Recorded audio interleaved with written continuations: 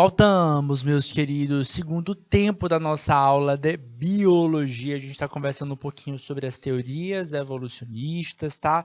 No primeiro tempo, a gente conversou um pouquinho com vocês sobre a ideia da seleção natural, tá? Que é a teoria mais aceita pela comunidade científica.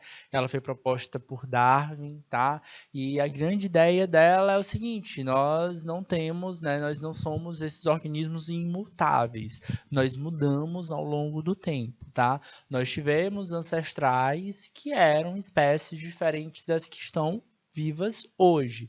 E o que fez essa mudança, né? O que levou à variabilidade genética, certo? São as mutações, as recombinações gênicas. E o que é que deu certo, tá? Desse monte de variedade, a natureza foi crivando, né? Foi selecionando aquelas características que eram consideráveis, tá? Então a gente foi criando variabilidade e aí à medida que a gente foi sobrevivendo, a gente que eu estou falando, os indivíduos do passado foi sobrevivendo, foi passando a informação para frente, então era porque essas características eram características consideráveis para a sobrevivência.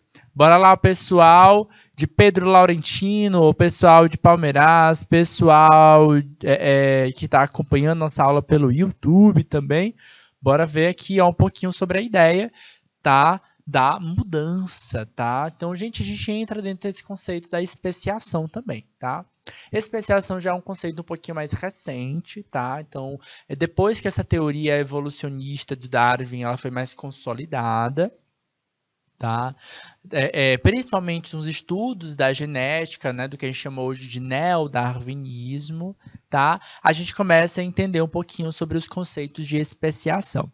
Na aula de hoje, a gente não vai se aprofundar muito sobre essa ideia, não é o objetivo da aula de hoje se aprofundar e falar sobre a especiação. A gente tem modalidades, né, tipos de especiação diversa, tá? Então, a gente não é só um único caminho, tá? Mas a grande ideia é a própria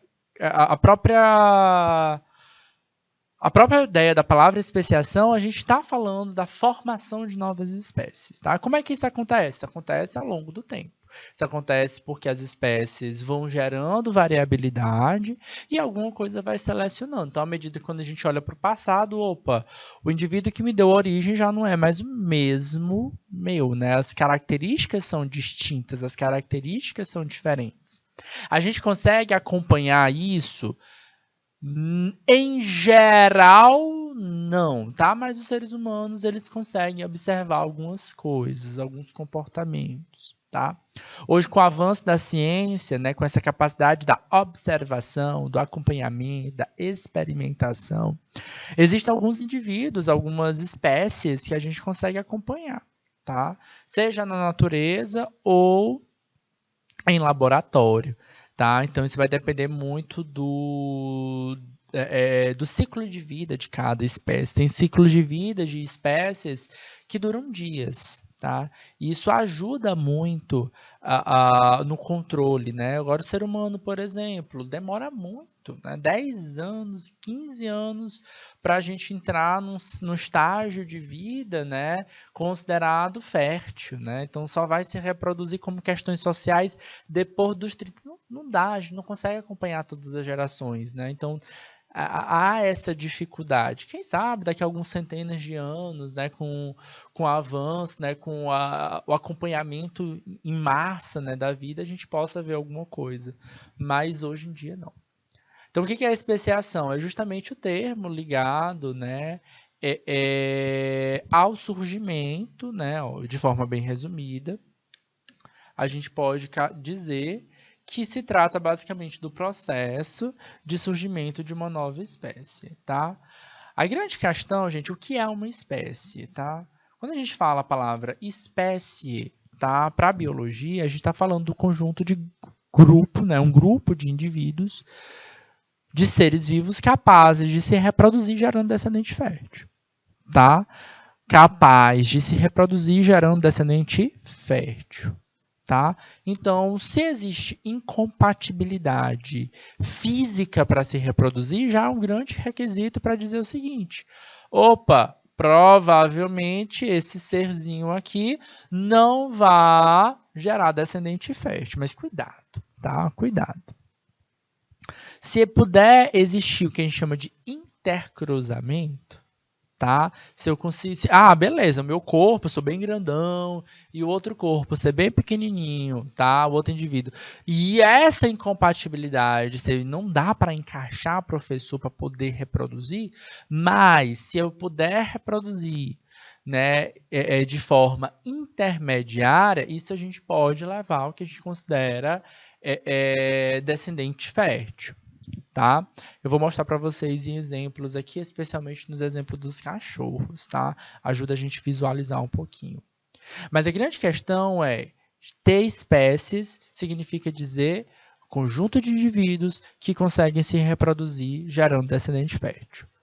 Ou seja, com o passar do tempo, com o surgimento de características, com as mudanças dessas características, a gente vai chegar em um momento em que no surgimento de uma nova espécie, vai acontecer o que a gente chama de isolamento reprodutivo. Tá? Vai impedir que esses organismos consigam copular e, principalmente, não consigam passar a sua informação genética adiante. Tá? O isolamento reprodutivo só acontece, de fato, quando impede o que a gente chama de fluxo gênico. Tá? Como assim, professor?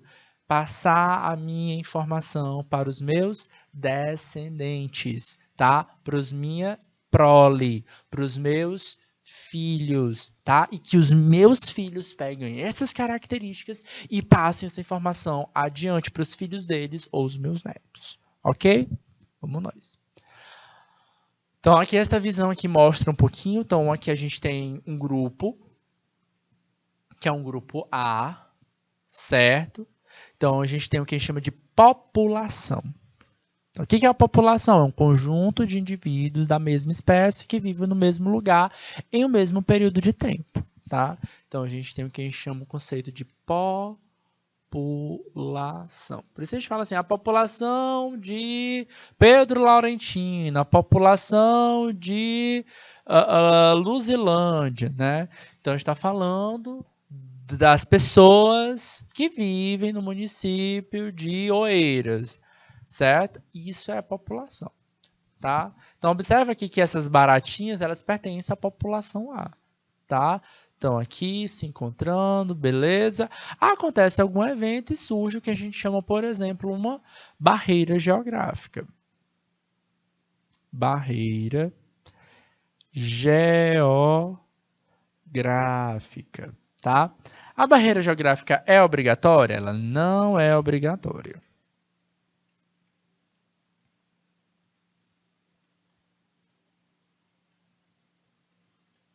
Mas é um evento interessante, né? Lembra lá do que eu falei no primeiro tempo? Que Darwin chegou lá e observou aqueles indivíduos que estavam separados nas ilhas. E ele disse assim, ó, uma hora essas ilhas foram juntas. Aí tu imagina que aqueles tendilhões, em algum momento, o ancestral viveu, era todo mundo essa população lá, dessas baratinhas, e que alguma coisa aconteceu e surgiram ilhas separadas, tá? Então, essa linhazinha azul é um rio que surgiu, as ilhas que se afastaram do continente. Continuam a gente tendo que a mesma espécie, mas agora a gente tem agora duas populações, a população B e a população C.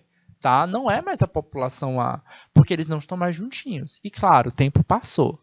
Tá? Então, é claro, a população também tem essa visão de que não só é espacial, mas também tem uma visão temporal. Tá? Milhares de anos se passaram e o que aconteceu? Mutação, variabilidade genética e, claro, fluxo gênico, tá? Gerando essa variabilidade genética. Tá? As pressões seletivas são diferentes nos diversos ambientes. Então, vocês vão vendo que a população B e a população C, elas vão se modificando ao longo do tempo. Tá? Então, em milhares de anos, se porventura acontece um reencontro dessas populações, a gente pode ter o que a gente vai chamar de nova espécie. Se em algum momento essas duas populações se reencontram e não consegue haver mais reprodução, não conseguem reproduzir-se e gerar, e se conseguirem, não conseguem gerar descendentes férteis, aí sim a gente está falando de quê? De uma geração de uma nova espécie. Tá? Então, essa outra visão aqui, esse gráfico aqui serve só para a gente conseguir visualizar ancestral A, por algum motivo, a gente gera aí grupos diferentes, tá? Numa situação B, surge uma barreira geográfica, é obrigatória? Não, tá? Às vezes um evento fez separar justamente pelo fato da própria mutação, tá? Então a gente pode criar o quê? Raças diferentes nesses grupos e aí, porventura, a gente ter o que a gente chama não de isolamento geográfico, mas de isolamento reprodutivo na população D. Ok? Estão conseguindo acompanhar? Bora ver aqui, ó. Isso provavelmente aconteceu, queridos, com o que a gente considera o nosso cão doméstico, tá? Em algum momento esse cão era algum tipo de cachorro selvagem, provavelmente algum lobo selvagem, e esse cão, tá? Esse cachorro começou a se aproximar da população humana, tá? Que já se vivia de forma sedentária, tá?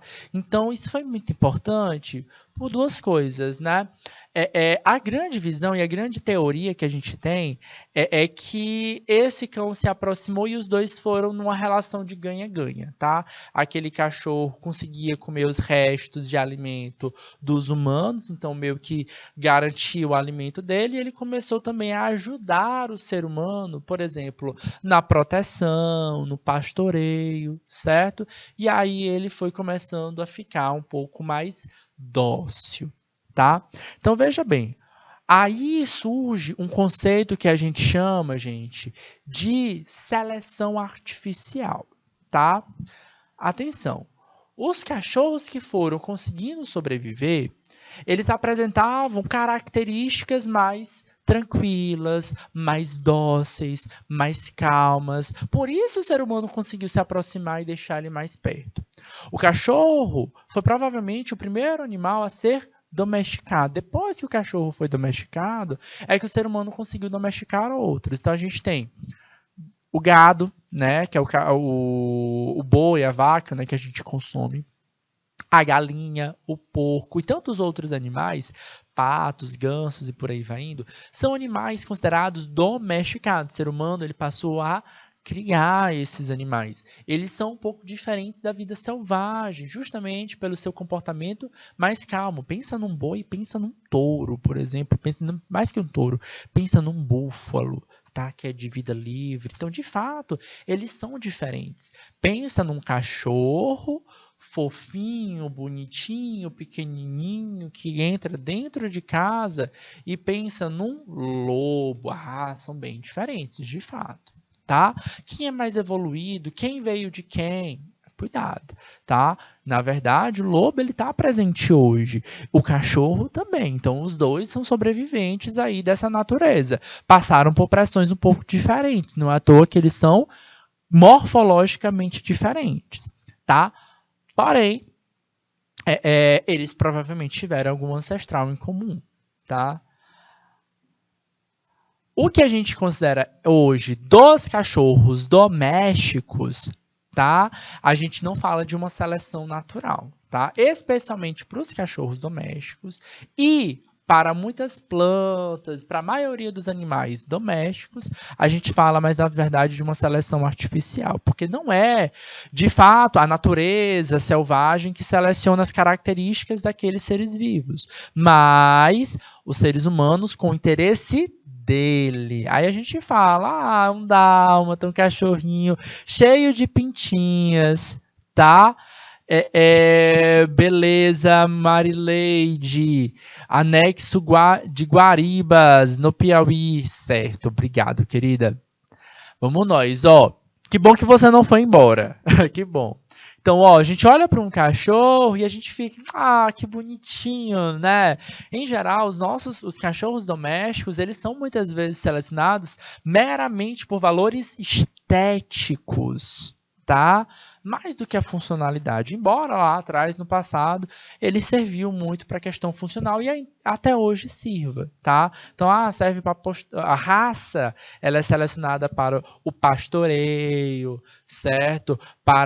Como cão guia. Existem algumas raças que têm essas pré-definições, porém, a grande maioria, na verdade, ela é selecionada por meros fatores estéticos. E isso, às vezes, pode ser um problema. Por quê?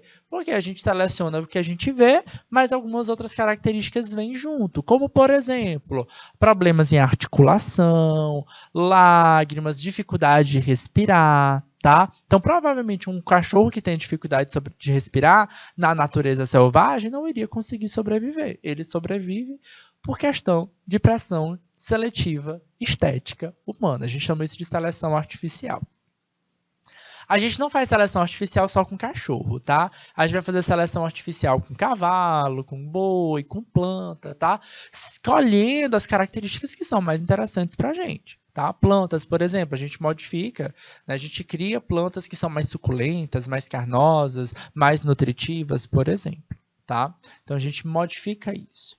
Então, olha só para a gente fechar essa ideia do cachorro, tá? Olha só como esses dois exemplares, eles são muito parecidos, tá? De um lado a gente tem um lobo e do outro lado a gente tem o cão doméstico. Se você olhar esses dois indivíduos aqui, é até difícil a gente prestar atenção e falar assim, qual deles é o doméstico? Tá? Os dois estão muito parecidos, tipo de pelagem branca acinzentada, né? Os olhares são mais severos até, tá? Mas aqui, gente, eles são grupos diferentes. De um lado, eu tenho, de fato, como eu estou falando para vocês, um grupo que eu estou chamando de lobo e o outro grupo que é um grupo que a gente chama de cachorro doméstico. Darwin, tá? Ele não estava 100% certo de tudo, não. Por exemplo, ele classificou esses dois grupinhos aqui como espécies diferentes, tá? E como é que a gente classifica espécie? A gente classifica com aqueles dois nomes científicos que eu mostrei para vocês. Só que o que a ciência desenvolveu e observou ao longo do tempo? A ciência conseguiu constatar que esses dois grupinhos não eram espécies diferentes. Na verdade, é uma mesma espécie. De um lado, nós temos um lobo, o lobo cinzento, cinza ou acinzentado, tá? Que provavelmente os nossos cachorros domésticos derivaram de algum indivíduo de lobo que tinha uma variedade, uma característica mais dócil, mais calma, certo? E aí gerou o que a gente chama de subespécie. Olha só, o nome do lobo a gente chama de Canis lupus, tá? O nome do cachorro doméstico também, Canis lupus, mas ele tem, familiares. Por quê? Porque isso aqui a gente chama de subespécie. É um conceito, né, uma classificação biológica abaixo de espécie. Ou seja, ele pertence à mesma espécie. Se pertence à mesma espécie, de alguma forma, esses dois grupinhos aqui conseguem se intercruzar e gerar descendente fértil. Vou voltar nessa imagem aqui só para vocês verem. Olha só, a gente tem cachorros grandes e cachorro bem pequenininho. Professor, não dá para reproduzir esse dor, não. É da mesma espécie? Todo mundo aqui não só é da mesma espécie, como é da mesma subespécie. É Canis lupus familiares. Mas hoje, como é que dá para reproduzir um cachorro bem pequenininho daquele com um cachorro grandão? Ué, a gente não tem só um cachorro pequenininho e um cachorro grandão. A gente tem um cachorro médio. Tá? Então, o cachorro pequenininho pode reproduzir com o médio, gerar um descendente fértil, tá?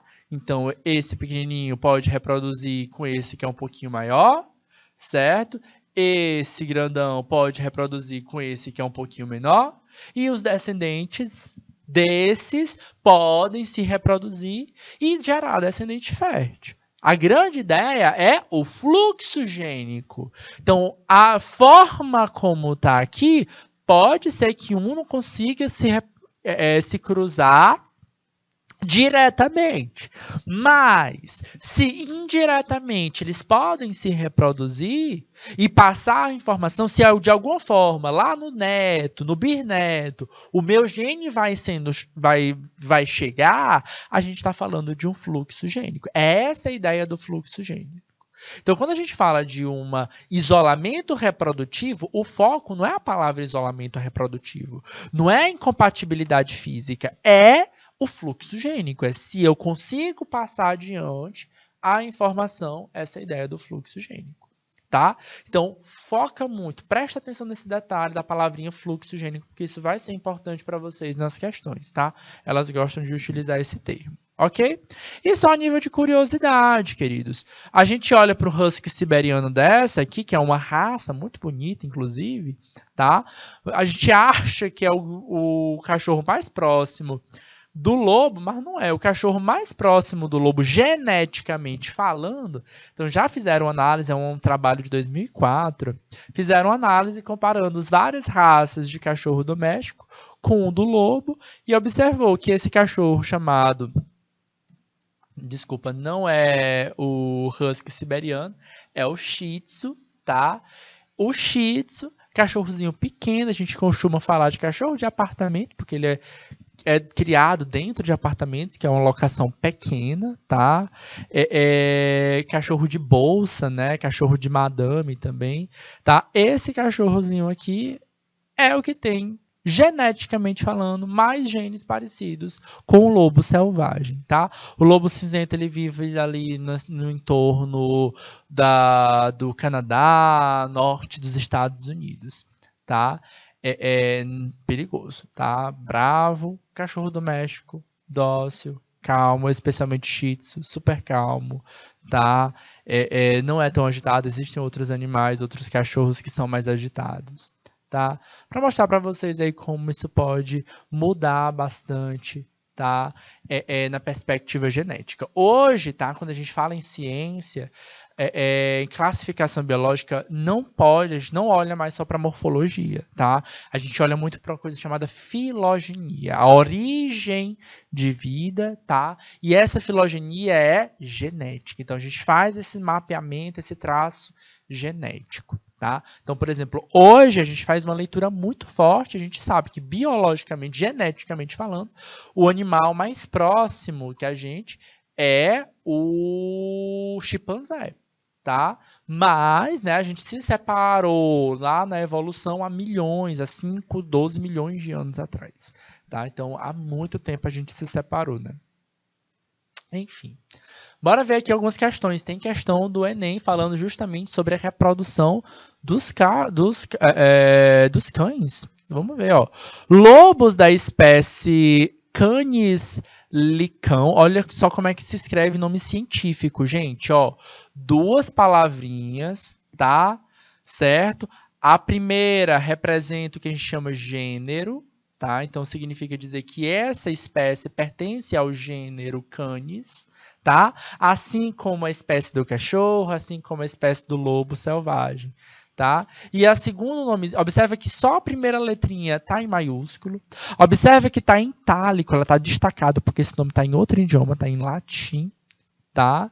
E esse nome ele é padrão em qualquer lugar do mundo, tá? E a segunda palavrinha vai significar justamente o epíteto específico. Ela sempre precisa estar acompanhada do gênero, ok?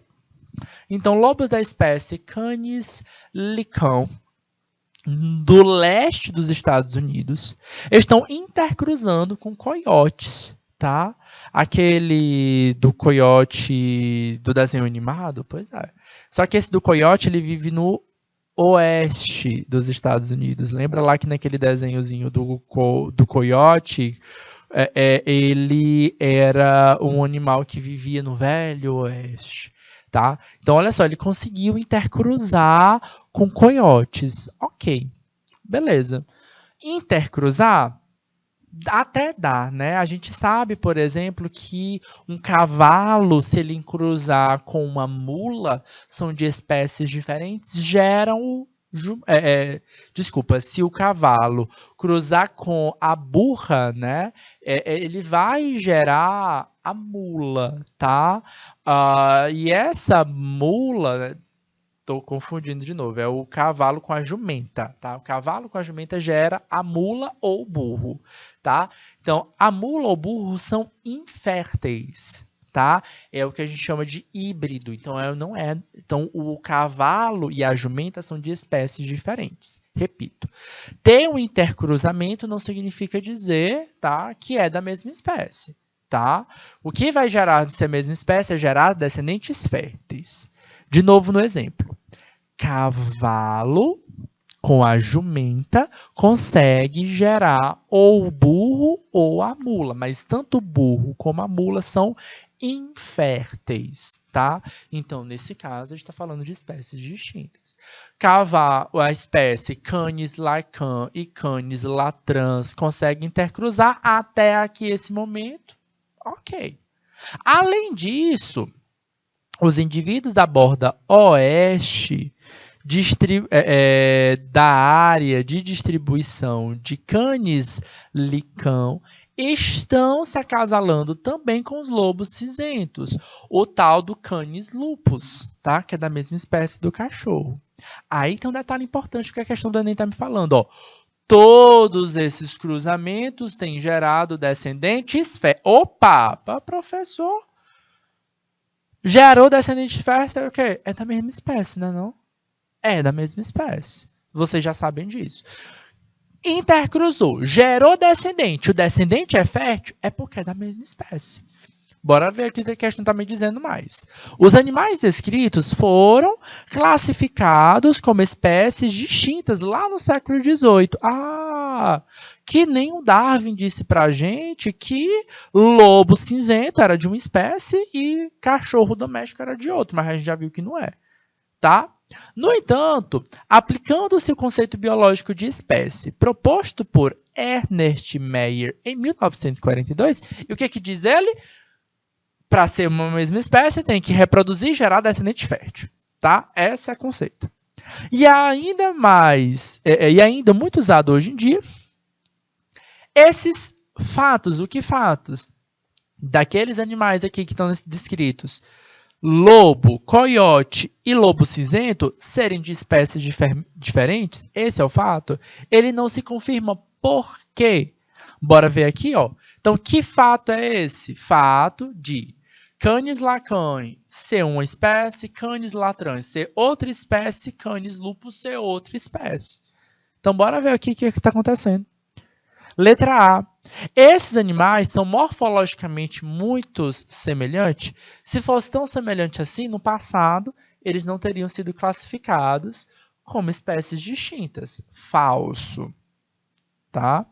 No passado, as pessoas classificavam seres vivos apenas pela morfologia, tá? Hoje a gente tem uma outra forma de classificar, e essa forma de classificar é filogenética, tá? É a origem da vida, inclui a genética, inclui DNA, tá? Outra ideia aqui, ó, letra B, é falsa por quê? Porque o fluxo gênico entre as três populações é mantido. Olha só as palavrinhas-chave que a gente falou tanto na aula de hoje. Fluxo gênico, população. Entendi. Bora ver aqui, vamos ver as outras alternativas. Vamos deixar essa de stand-by. Letra C. Apresentam nichos ecológicos muito parecidos. De quem está falando de nicho aqui? Gente, nicho ecológico é justamente a função que o organismo exerce. Tá? Então, um é predador, um é produtor, certo? Qual função ele está estabelecendo ali para poder justamente prever graus de seleção natural? A questão nem está falando sobre isso. Letra D, todos têm o mesmo ancestral em comum? né? De certa forma, isso não está meio que errado. Todo mundo tem o mesmo gênero, tá? Mas a questão não é essa. A questão, veja bem, tá? De fato, todos pertencem ao mesmo gênero. Se todos pertencem ao mesmo gênero, de fato, essa questão é verdadeira, tá? Esse é o detalhe do Enem, tá? Às vezes, as alternativas elas não estão 100% erradas, tá? Porém, não corrobora com a pergunta. O que a pergunta quer saber, ó? Esse fato não se confirma. Então, o fato de ser da mesma, ter um descendente em comum, é a mesma coisa de dizer que eles tiveram uma história lá no passado. É a mesma coisa de dizer que eu e o chimpanzé tivemos um ancestral comum. Temos um ancestral em comum. Tá? Mas a gente não é da mesma espécie. Não adianta querer intercruzar que não vai gerar descendente fértil. Não é isso que está falando, tá? Letra E. Pertence ao mesmo gênero? De novo, realmente, pertence ao mesmo gênero, mas o conceito de espécie não é o conceito de gênero, tá? O conceito de espécie é que vai, de fato, me trazer, certo? Então, a melhor alternativa aqui é que, de fato, o fluxo gênico se mantém. E olha só que ele não chama de espécie diferente, mas de população. Eu repito, o que é o conceito de população para vocês? População é um conjunto de indivíduos da mesma espécie que vive no mesmo local em um mesmo tempo. Antes a gente considerava espécies diferentes, por quê? Porque habitavam lugares diferentes. Lobo da espécie Canis do leste dos Estados Unidos começaram a se intercruzar com os do oeste, que é os coiotes. E os dos canis conseguiram se intercruzar um pouquinho com quem estava lá no norte, que é o Canis lupus. Opa! Então eles estavam em lugares diferentes dos Estados Unidos e tinham morfologias diferentes. Mas isso não foi o suficiente para separar o quê? A reprodução. Então hoje, quando eles foram observar, os cientistas lá dos Estados Unidos foram observar que esses cães diferentes estavam se encontrando, tá? E conseguindo se reproduzir e gerando descendente fértil, então essa separação não estava muito oficial. Acontece muito hoje, gente. Muitos dos indivíduos foram classificados lá no passado por grandes cientistas, tá? E não é só na zoologia, no estudo dos animais, mas nas plantas também. E hoje, quando a gente faz estudos de plantas, de animais, a gente precisa reclassificar esses grupos, até porque a gente tem mais tecnologia para fazer essa análise. Mais uma questão, gente. Na borda norte e na borda sul do Grand Canyon, tá? É um ponto grande, ponto turístico lá nos Estados Unidos, tá? Habitam duas populações de esquilos. Atenção. População de esquilo, ok, tá? Com diferenças morfológicas marcantes. Em condições naturais, olha só, então vamos nós. Existem duas populações, significam dizer que eles vivem em lugares diferentes, tá? Beleza. Que em condições naturais, tá? Sem as barreiras, né, geográficas, então a gente tem um condicionante. Então, elas vivem em lugares diferentes, porém, se eu tirar então esse aqui tem esse tom de condicionante. Que condição? De eu tirar a barreira geográfica. Qual é a barreira geográfica? O cânion. Gente, o cânion, eu tenho o solo aqui, eu tenho um grande vale, e aqui, ó, o rio está ocupando essa região. Ó. O rio está aqui. Ó. Então, os esquilos A está aqui, o B está aqui. Então, é difícil eles se encontrarem. Então, se acontecer uma situação desse A se encontrar com esse B, é isso que eu estou falando. Acabou. Se eu acabar com essa barreira geográfica chamada cânion, que afasta essas duas populações, o que vai acontecer? Eles vão conseguir se reproduzir gerando descendente fértil? Não. Aí é que tá. A questão está me dizendo que eles não são capazes de se reproduzirem. O S não dá para se reproduzir é porque não é mais a mesma espécie. Então bora nós. Essas duas populações, então, constituem o quê? Raças diferentes ou espécies diferentes? Professor, se não consegue se reproduzir, não é mesma espécie. Então, constitui diferentes, ó. Diferentes. Então, não é diferente raça, é diferente espécie. Corta raça, corta raça, corta raça. Então, fica entre a alternativa A e a alternativa B. Então, as duas populações constituem espécies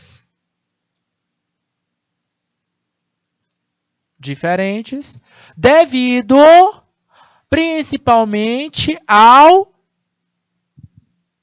falta de fluxo gênico. Gente, o que leva à falta de fluxo gênico? Isolamento reprodutivo. Alternativa B de bola. Ok? Mais uma questão. Eita, professor, cai muito no Enem esse tipo de conteúdo. Cai. Bora nós. Enem 2021. Uma população tá em um momento A. Observe que lá embaixo a gente tem uma imagem, tá? Representando um pouquinho o que seria esse momento A. Momento é tempo, tá? Beleza. Sofre isolamento em duas subpopulações. Ok. Momento B. Então, momento A, momento B é outro tempo. Depois, tá? Por um fator de isolamento que a gente já vai chamar de I, ou a gente vai chamar de ok. Passando um tempo, essas subpopulações apresentam características fenotípicas e genotípicas que as distinguem. Opa! Características fenotípicas e genotípicas que as distinguem. No que a gente vai chamar momento C. Ok. Representadas na figura pela tonalidade de cor. Ah, beleza, professor. Então, eu estou observando que o momento A existe um ambiente, pode ser uma ilha aqui, onde vivem população, certo? Com uma determinada característica. Observa que a ilha está branca, tá? Quando passa para C, ou quando passa para o momento B, essa característica se mantém. Quando passa para o momento C, aí essas subpopulações mudam, né? Observa que o C está mais escuro, ok? Vamos nós. Posteriormente, o desaparecimento do isolamento 1 pode levar ao momento D. As duas situações, que a gente chama D1 e situação D2. Observa que em D1 não há mistura entre as subpopulações. No momento D2, há mistura dessas subpopulações. Bora entender aqui, ó. Pergunta: a representação que indica no momento D na situação, bora lá o que está acontecendo. Letra A. Na situação D1, ocorre um novo fator de isolamento geográfico. É isso que está acontecendo? Letra B. Em D1, existe uma única população distribuída em gradiente. É isso que está acontecendo? D1. Letra C. Em D1, ocorrem duas populações separadas por isolamento reprodutivo. É isso que está acontecendo? D1 ocorre duas populações separadas por isolamento reprodutivo. Observa que as cores se mantiveram, tá? Era cor branca e cor cinza escuro, tá? Ok? Observa que se juntou, o isolamento acabou, mas elas não se misturaram. Tá? Então, provavelmente aqui aconteceu justamente o que? Uma modificação o suficiente, tá? Nos genes a ponto de não haver mais o que? O fluxo gênico. Vamos ver as outras só para confirmar se é realmente a letra C. Letra D. Em D2 existem duas populações com características fenotipicamente distintas. Observe que agora a gente tem todo mundo dentro de um quê? De um mesmo subtipo. Todo mundo dentro do mesmo tipo. tipo mais acinzentado. Então, provavelmente em D2, permitiu o cruzamento, tá? Então, essa modificação entre desses grupos, essa variabilidade não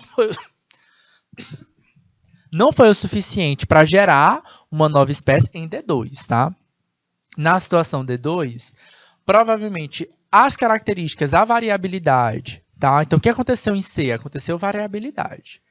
Variabilidade, certo? Em D2 aconteceu variabilidade. Agora, a questão é, em D1, essa variabilidade permitiu, né, impediu a reprodução sexuada, em D2, não.